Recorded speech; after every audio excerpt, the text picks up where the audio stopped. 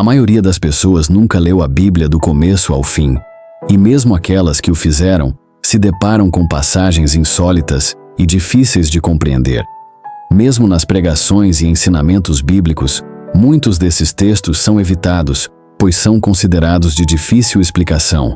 No entanto, esses versículos, por mais estranhos que possam parecer, carregam significados ocultos e profundos. Hoje, vamos revelar as 10 partes mais estranhas da Bíblia e o significado por trás delas. Começamos pela primeira: as pedras que permitiam conversar com Deus. Na Bíblia, surgem em várias ocasiões umas pedras misteriosas, chamadas Urim e Tumim. Elas eram cuidadosamente guardadas nas vestes do sumo sacerdote, mantidas próximas ao coração. O sacerdote as carregava no peitoral do juízo, uma vestimenta especial colocada sobre o peito. A principal função do Urim e Tumim era consultar diretamente a vontade de Deus, e a Bíblia relata seu uso em diversas passagens. No livro de Samuel, por exemplo, Davi fugia do rei Saul, que queria matá-lo. Enquanto estava no deserto, Davi soube que os filisteus estavam atacando a cidade de Keila e saqueando seus celeiros.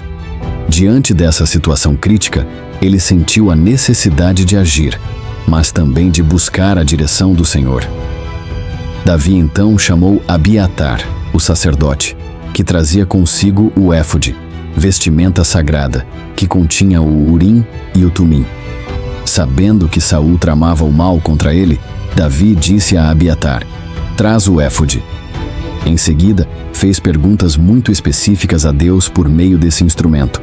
Primeiro, perguntou: "Devo ir atacar esses filisteus?" E o Senhor respondeu: "Vai, ataca os filisteus e liberta Keila." Os homens de Davi, ao ouvirem essa ordem divina, ficaram com medo. Então, Davi consultou novamente o Senhor, que reafirmou seu apoio. Davi e seus homens partiram para Keila, lutaram contra os filisteus e salvaram a cidade. Mas a consulta não parou por aí. Mais tarde, quando Saul planejava ir até Keila para capturar Davi, este novamente recorreu a Urim e Tumim. Davi perguntou: "Saul descerá até Keila, como ouvi dizer?" E o Senhor respondeu: "Sim, ele descerá." Davi continuou: "Os homens de Keila me entregarão a mim e aos meus homens nas mãos de Saul?" E o Senhor respondeu: "Eles te entregarão."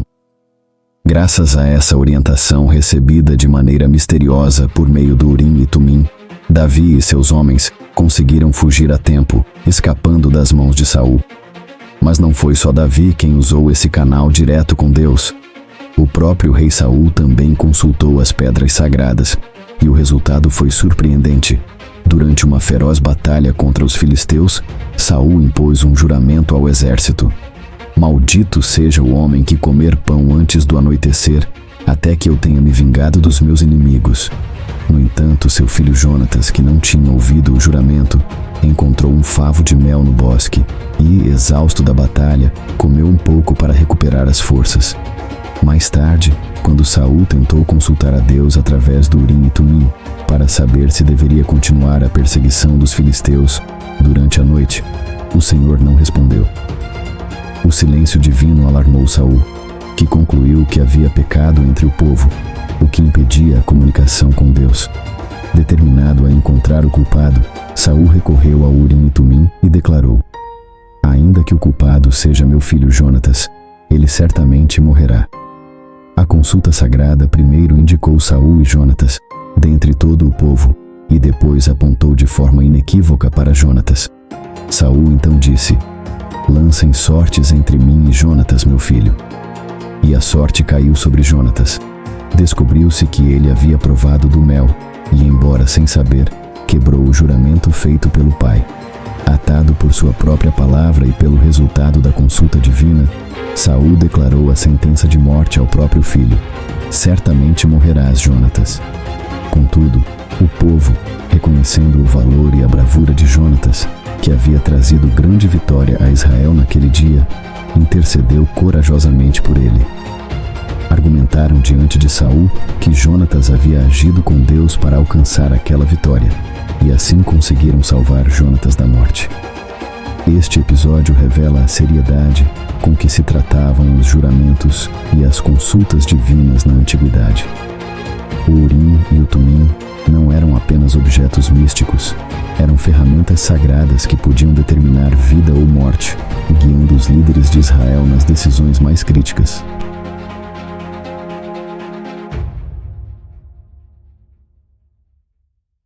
Ese momento simbolizó la victoria del poder divino sobre las fuerzas humanas, reforzando el mensaje de que Dios estaba con Elías y que la verdadera fuerza y velocidad proceden del Señor. La llegada de Elías a Jezreel marcó el final de una jornada épica y el inicio de una nueva era de fe y esperanza para el pueblo de Israel. La hazaña de Elías no solo impresionó a quienes la presenciaron, sino que también reforzó su autoridad como profeta de Dios. La carrera simbolizaba la urgencia y la importancia del mensaje que Elías traía. Era la prueba viva de que, cuando nos alineamos con la voluntad de Dios, somos capaces de superar los límites humanos. La velocidad y la fuerza de Elías, impulsadas por el poder de Dios, eran una clara demostración de que Dios puede obrar milagros a través de sus siervos. Para el pueblo de Israel, este acontecimiento fue un poderoso recordatorio de que Dios estaba presente y activo en sus vidas, dispuesto a intervenir y hacer posible lo imposible. La carrera de Elías se convirtió en una historia de inspiración y fe, demostrando que la confianza en Dios puede permitirnos realizar hazañas extraordinarias. Hasta el día de hoy, la historia de Elías dejando atrás a los caballos del rey continúa inspirando a generaciones, recordándonos el poder de la fe y la capacidad de Dios para obrar milagros a través de sus siervos fieles. La historia de Elías superando a los caballos del rey Acab es mucho más que una impresionante proeza física. Nos ofrece profundas lecciones sobre la fe, la obediencia y el poder de Dios. Elías no confiaba en su propia fuerza, sino en la fuerza que Dios le daba. Sabía que para cumplir la voluntad de Dios debía entregarse completamente al Señor. Ese nivel de fe y dependencia de Dios es algo a lo que todos podemos aspirar en nuestras vidas. Reflexionando sobre esta historia, vemos que Elías nos muestra lo que es posible cuando estamos alineados con los propósitos de Dios. Su carrera no fue solo un acto de velocidad, sino un símbolo de la urgencia e importancia del mensaje divino. Elías nos enseña que, a pesar de los obstáculos y adversidades, la fe en Dios puede permitirnos alcanzar lo inimaginable. Además, la historia de Elías es un poderoso recordatorio de que Dios siempre está presente, dispuesto a apoyarnos en nuestro camino. Cuando enfrentamos desafíos, podemos recordar que, así como Dios dio a Elías la fuerza para correr delante de los caballos, Él también puede darnos la fuerza para superar nuestros propios desafíos. La clave está en confiar plenamente en Él y seguir su guía en nuestra vida diaria. Podemos aplicar los principios de esta historia confiando en Dios en toda circunstancia. Si estamos dispuestos a someternos a su voluntad y confiar en su poder, podemos ser testigos de milagros y realizar hazañas extraordinarias. La carrera de Elías sirve como un testimonio eterno de lo que es posible cuando tenemos una fe inquebrantable y obedecemos a Dios. Que esta historia nos inspire a todos a buscar una relación más profunda con Dios y a confiar en Él para que nos guíe y nos fortalezca en todos los aspectos de nuestra vida. Que corramos nuestras propias carreras con la misma fe y determinación que Elías, sabiendo que con Dios todo es posible. Deja tu opinión sobre el tema del video en los comentarios, siempre con respeto hacia las opiniones de los demás. Espero que hayas disfrutado del video. Si este contenido fue valioso para ti, te pido que me apoyes suscribiéndote para que no te pierdas ninguno de nuestros próximos videos. Comparte este video con familiares y amigos. Dale me gusta y deja tu opinión en los comentarios. Esto ayuda a que el video llegue a más personas. Juntos podemos iluminar más mentes y expandir nuestro entendimiento. Gracias por estar aquí y que Dios te bendiga. El rey Acab, confiando en la velocidad y fuerza de sus caballos, inició su viaje de regreso a Jezreel. Mientras tanto, Elías, listo para un momento crucial, se posicionó para correr. Elías no era solo un profeta poderoso en espíritu, sino que también estaba a punto de demostrar una fuerza física extraordinaria. Lo que sucedió a continuación fue nada menos que un milagro.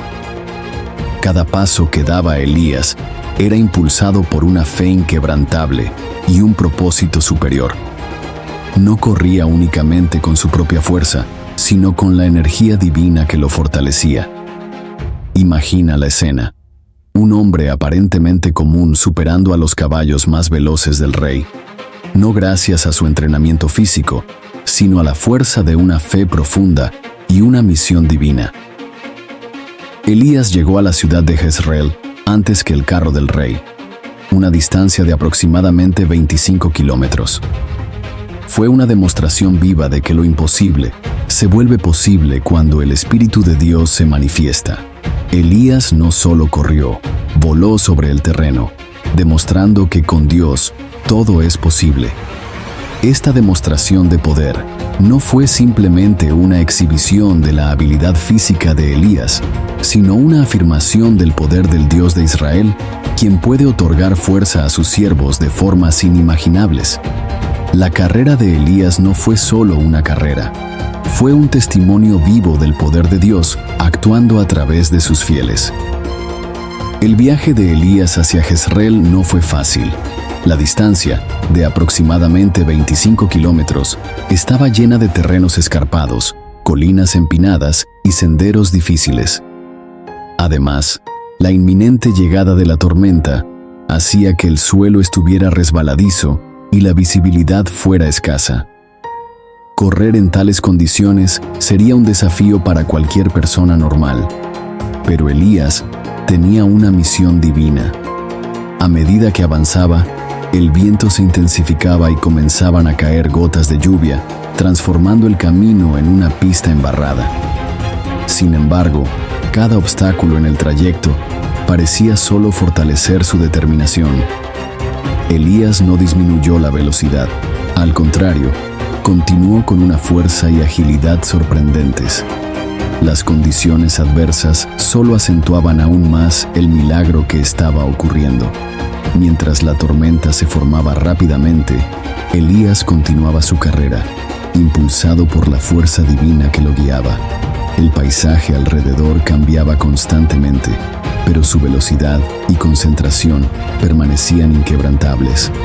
Lo que sería imposible para cualquier otro ser humano, Elías lo lograba con una precisión y una confianza impresionantes. No solo superó los desafíos del terreno, sino que también demostró que con la ayuda divina es posible vencer cualquier obstáculo. El rey Acab, en su carro tirado por los mejores caballos, se sorprendió al ver a Elías corriendo delante de él. El carro real, diseñado para la velocidad y la eficiencia, debería haber superado fácilmente a cualquier corredor a pie. Sin embargo, Elías, movido por una fuerza divina, no solo mantuvo el ritmo del carro, sino que lo sobrepasó. Para Acab, esto fue más que sorprendente. Fue una señal innegable del poder de Dios actuando a través de Elías. Los espectadores, incluidos los siervos y el séquito del rey, quedaron atónitos ante lo que veían. Era un espectáculo increíble. Un hombre aparentemente común, superando a los mejores caballos del reino. En todos los rostros se veían expresiones de asombro y admiración. Esta extraordinaria hazaña no solo demostraba la increíble habilidad física de Elías, sino que también reforzaba su autoridad como profeta de Dios. La carrera de Elías sirvió como un poderoso testimonio para todos los que la presenciaron, dejando claro que el Dios de Israel estaba con él y le concedía una fuerza sobrenatural. Este acontecimiento marcó profundamente a todos los presentes, dejando una impresión duradera del poder divino. Elías llegó a Jezreel antes que Acab, demostrando que el poder divino que lo movía era mayor que la fuerza de los caballos del rey. Su llegada no fue solo una hazaña física, sino una poderosa declaración espiritual. Cuando Elías llegó a las puertas de Jezreel, ya había recorrido una distancia considerable en condiciones extremas, algo que habría sido imposible sin la intervención divina. Su rápida llegada no solo sorprendió a Acab, sino que también impactó a todos los que presenciaron el acontecimiento. La ciudad de Jezreel, que había estado esperando ansiosamente el regreso del rey y la noticia de la llegada de la lluvia, vio por primera vez la figura solitaria de Elías, que traía consigo la prueba del poder de Deus. Pela terceira vez, o anjo do Senhor colocou-se diante de Balaão em um lugar ainda mais estreito, onde não havia como desviar-se nem para a direita, nem para a esquerda. Ao vê-lo, a jumenta se lançou ao chão debaixo de Balaão.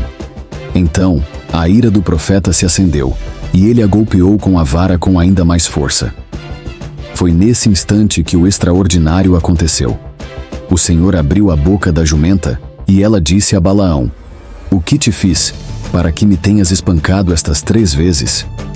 E Balaão, tomado de fúria, respondeu ao animal como se falasse com um homem. Porém, naquele momento, o Senhor abriu os olhos de Balaão, e ele pôde ver o anjo do Senhor postado no caminho, com a espada desembainhada na mão.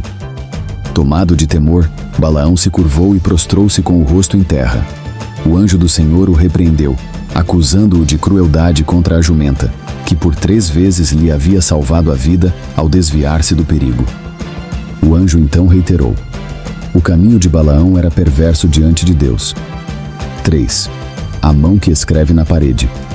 No suntuoso palácio da Babilônia, o rei Belsazar oferecia um banquete grandioso a 1000 dos seus príncipes, com suas esposas e concubinas.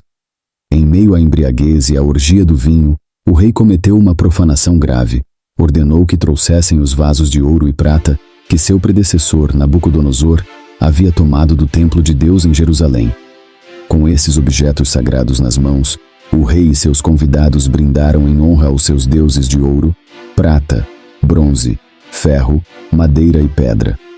Mas, no clímax da festa, um evento misterioso estremeceu o salão.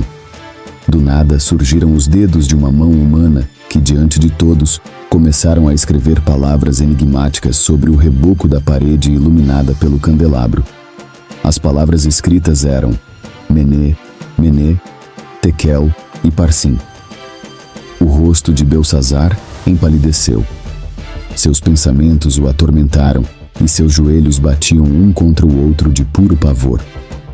Desesperado, o rei convocou todos os sábios, magos, caldeus e adivinhos, prometendo grandes recompensas a quem pudesse decifrar a mensagem.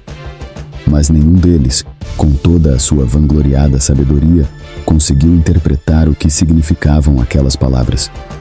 No meio da aflição, a rainha-mãe lembrou-se do profeta Daniel, conhecido por ter sabedoria divina nos tempos de Nabucodonosor. Daniel foi trazido à presença do rei e, recusando todas as recompensas, revelou o juízo de Deus.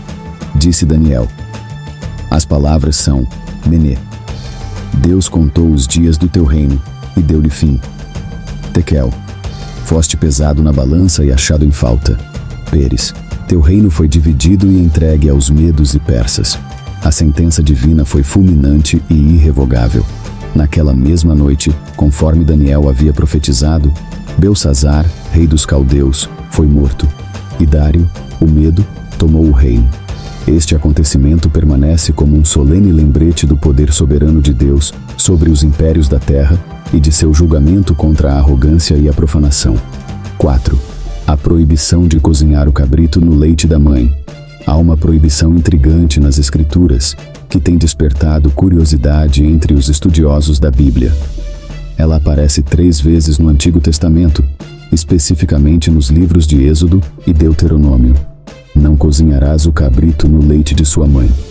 Esta ordem chama a atenção porque não se trata de uma proibição alimentar comum, mas sim de algo extremamente específico. Por que Deus proíbe essa prática? Ao longo dos séculos, surgiram várias interpretações. Alguns estudiosos acreditam que se tratava de uma reação contra rituais pagãos, em que possivelmente se cozinhava o filhote no leite materno como parte de um culto idolátrico ou ritual de fertilidade.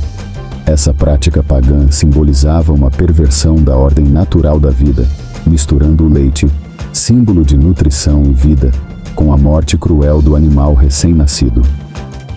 Outros estudiosos sugerem que a proibição é uma lição de compaixão e respeito pelas criaturas, evitando uma cena que uniria de forma profana a vida da mãe com a morte do filho.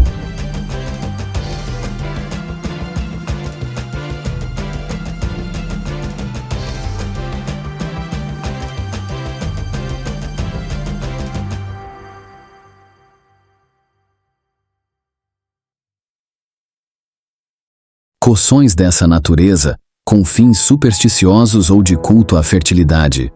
Outros propõem que essa lei buscava incutir um senso de compaixão e respeito pela ordem natural e pelo vínculo entre mãe e filhote, evitando uma prática que poderia ser considerada insensível ou cruel.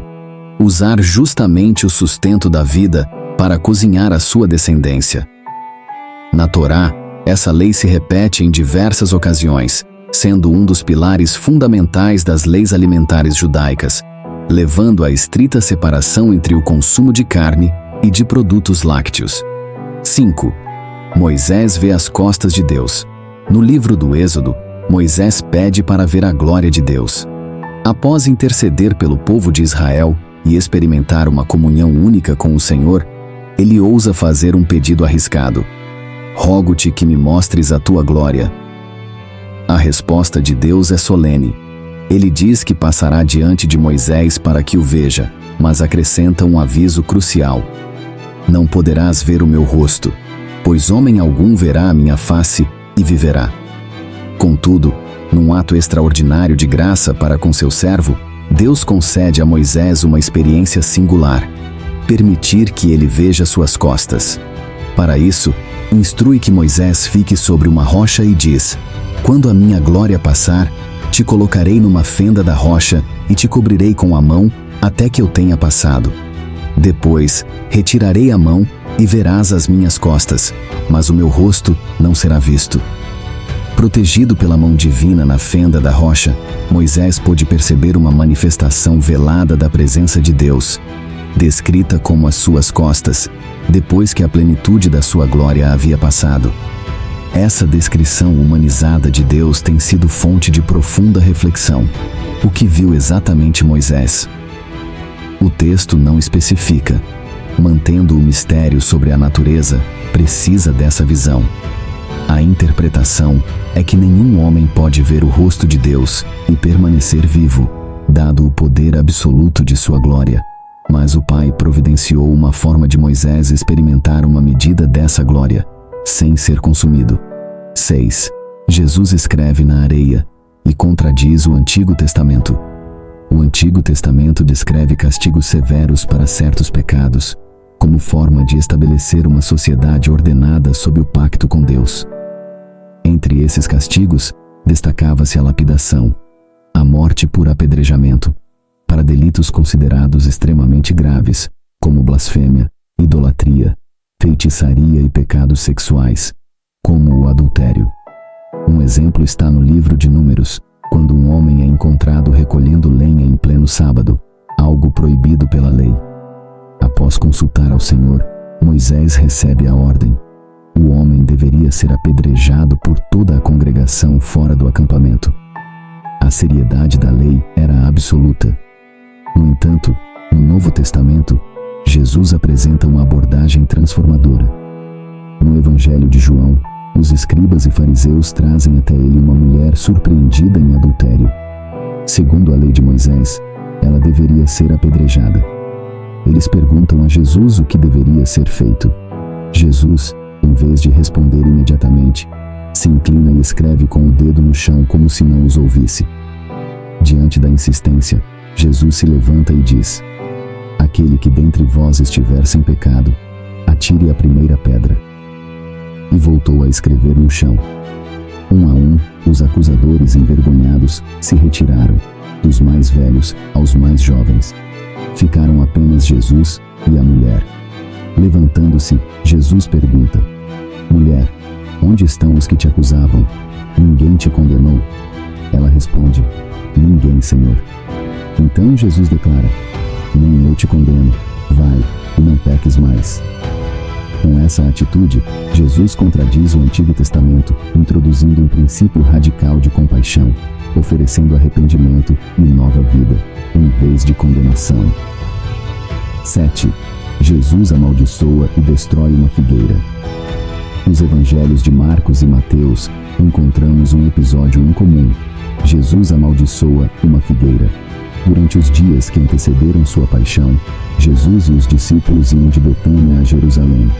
Sentindo fome, ele vê ao longe uma figueira frondosa e cheia de folhas, sinal de possível fruto precoce. Ao se aproximar, não encontra fruto algum. Então Jesus declara: nunca mais alguém coma fruto de ti. O curioso é que o próprio evangelista Marcos esclarece: não era tempo de figos. Mesmo assim, Jesus amaldiçoa a árvore. No dia seguinte, os discípulos veem que a figueira secou desde as raízes. Esse ato tem gerado muitas interpretações. Não se trata de um simples momento de fome frustrada, mas de um gesto carregado de simbolismo. No Antigo Testamento, a figueira frequentemente representa a nação de Israel. Uma figueira com aparência de vida, mas sem fruto, representa o estado espiritual de Israel, especialmente de seus líderes religiosos. Parecia haver santidade, mas faltava o verdadeiro fruto da fé. A chegada de Jesus a Jerusalém e seu lamento pela cidade reforçam a ideia de um julgamento divino sobre a esterilidade espiritual. 8. A segunda morte depois do inferno. A Bíblia descreve o destino final e eterno dos que se opõem a Deus e persistem no mal. Esse lugar é descrito como um lago de fogo e enxofre, que representa um castigo definitivo, chamado de a segunda morte. Essa realidade aparece no Apocalipse, após a grande batalha final conhecida como Armagedon. A besta e o falso profeta, que enganaram o mundo, são capturados e lançados vivos no lago de fogo. Mais adiante, após 1000 anos em que Satanás é aprisionado, ele é solto por um breve tempo, mas reúne as nações para uma última rebelião. Sua derrota é imediata, e ele também é lançado no lago de fogo, onde já estavam a besta e o falso profeta. O texto declara: serão atormentados dia e noite, para todo o sempre. Após isso, acontece o juízo diante do grande trono branco. Todos os mortos são julgados segundo suas obras. A morte e o inferno são lançados no lago de fogo, a aniquilação da própria morte. E o texto conclui: todo aquele cujo nome não foi encontrado no livro da vida foi lançado no lago de fogo. Esse é o destino dos covardes, incrédulos, abomináveis, homicidas, fornicários, feiticeiros, idólatras e mentirosos. Todos terão sua parte na segunda morte. 9. A misteriosa criatura Melquisedeque. A Bíblia apresenta um personagem enigmático, Melquisedeque. Ele não tem pai, nem mãe, nem genealogia. Sem início ou fim. Aparece repentinamente, abençoa Abraão e desaparece. Ele surge após a vitória de Abraão numa batalha para salvar Ló. Melquisedeque, sacerdote do Deus Altíssimo, leva pão e vinho, símbolos de sustento e comunhão, e abençoa Abraão. Este, reconhecendo sua autoridade espiritual, lhe entrega os dízimos de tudo. Após isso, Melquisedeque some das Escrituras, até reaparecer no Novo Testamento, na carta aos Hebreus, onde se diz: este Melquisedeque, sem pai, sem mãe, sem genealogia, sem princípio de dias nem fim de vida, feito semelhante ao Filho de Deus, permanece sacerdote para sempre. Isso não quer dizer que ele fosse um ser celestial, mas sim que o registro bíblico omite sua origem propositalmente. Isso o torna um modelo perfeito do sacerdócio eterno, o mesmo que Cristo cumpre. 10. As rodas com olhos. O livro do profeta Ezequiel começa com uma das visões mais impressionantes das Escrituras. Ele vê um redemoinho, uma grande nuvem e um fogo brilhante. Do centro surgem 4 seres viventes com aparência humana, mas com 4 rostos: de homem, leão, boi e águia. Eles têm 4 asas, pés como os de bezerro, e sob as asas, mãos humanas. Ao lado de cada ser, havia uma roda dentro de outra roda, como esferas giroscópicas capazes de se mover instantaneamente em qualquer direção. Essas rodas estavam cheias de olhos e resplandeciam com brilho celestial. Essa é a visão da glória do Senhor. Uma imagem cheia de mistério, simbolizando a onisciência e mobilidade divina. 11. As criaturas Leviatã, Behemoth e Rem. A Bíblia contém um bestiário fascinante, seres majestosos e aterradores, reais, simbólicos ou espirituais. Leviatã. Em Jó 41, Deus descreve essa criatura marinha colossal, de escamas impenetráveis e hálito fumegante. Nenhuma arma o domina. Seu coração é duro como pedra. Nos Salmos, é dito que Deus brinca com ele nas águas profundas. Isaías também menciona o Leviatã como uma serpente veloz e tortuosa, que será destruída por Deus. Behemoth. Descrito em Jó 40, antes do Leviatã. Possui força nos lombos, músculos poderosos, cauda como um cedro. Embora identificado por alguns como hipopótamo ou elefante, suas características parecem superá-los. Representa uma obra-prima do Criador. Rem mencionado em Números, Jó e Salmos. Símbolo de força indomável. Traduzido em algumas versões como unicórnio, embora muitos estudiosos o associem ao boi selvagem, hoje extinto. Essas criaturas servem para mostrar o poder do Criador e as forças que só ele pode dominar.